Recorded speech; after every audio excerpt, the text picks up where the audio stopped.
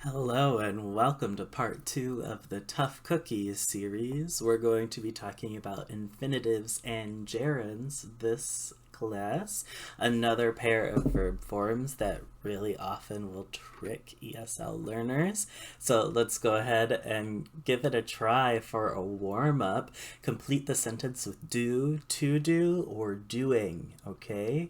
I want to do it. Do you need to do it? We enjoy doing it. She promised to do it. The criminal denied doing it. And finally, they might do it. How many of those did you get right? It was really tricky. I tricked you on purpose, okay? Let's go in and do some learning here. We have the infinitive. An infinitive is the to plus verb. It functions as a noun, an adjective, or an adverb. She wants to eat lunch with our family. To eat. The decision to quit my job was tough. To quit. I called you to ask a question. To ask. And gerund is verb plus ing. It's always used as a noun in a verb form. For example, getting a good job is my top priority. Are you interested in going to the store? She enjoys eating lunch with our family. Now, what makes a gerund? Because not every ing word is a gerund. A gerund is an ing form used as a noun, specifically. Like, I like swimming. Hiking is fun. Present progressive tense, which we talked about in the last video, is not a gerund. I am eating. He is sleeping. That's a verb, or as an adjective, as a participle. But it's not a gerund. That's not what we're looking for. Looking for as a noun, like I like swimming or hiking is fun. But when do we use an infinitive and when do we use a gerund? We can use both of them as the subject of the sentence. Speaking 3 languages is hard. To speak 3 languages is hard. Arriving on time is important. To arrive on time is important. All of those are grammatically correct. But using an infinitive as the subject does come across as very formal. Like you're wearing a suit. Say, to speak 3 languages is very hard. Gerunds are much more common as the subject of the sentence, because we're lazy.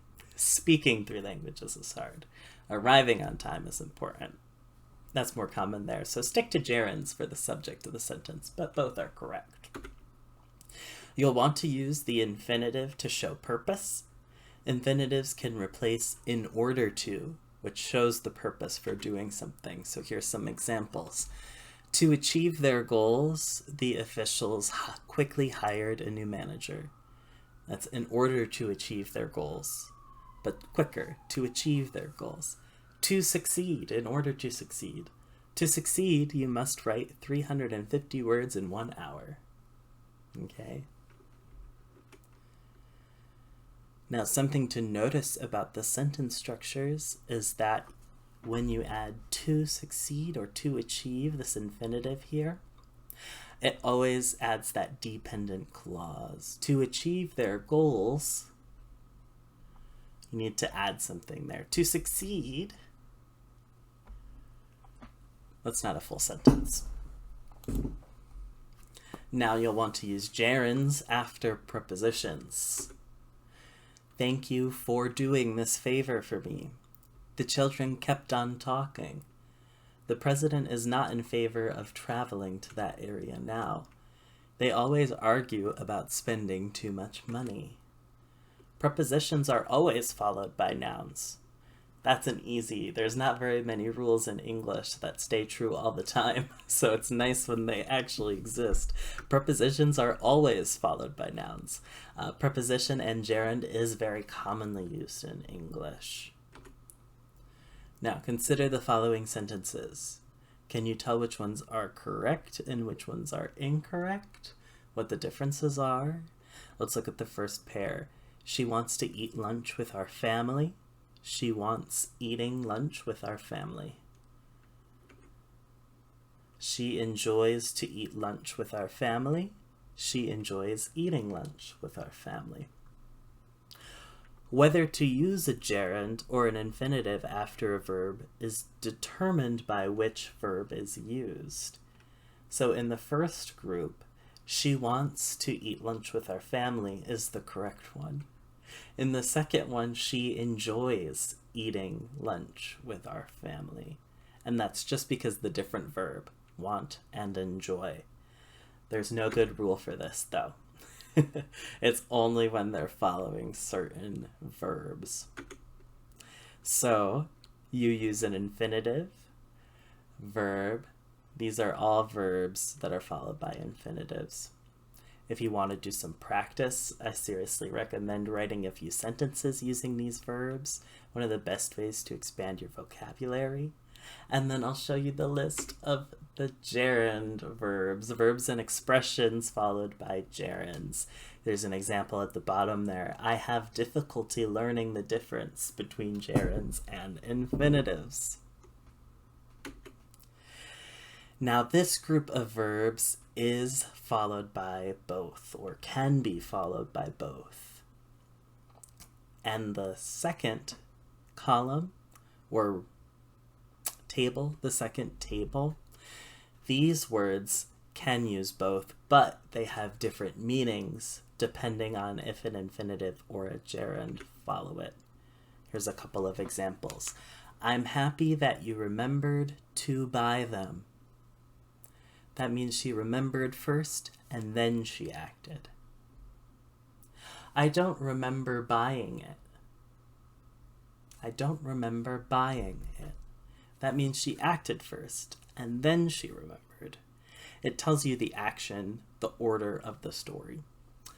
Here's some more examples. I stopped to get some gas.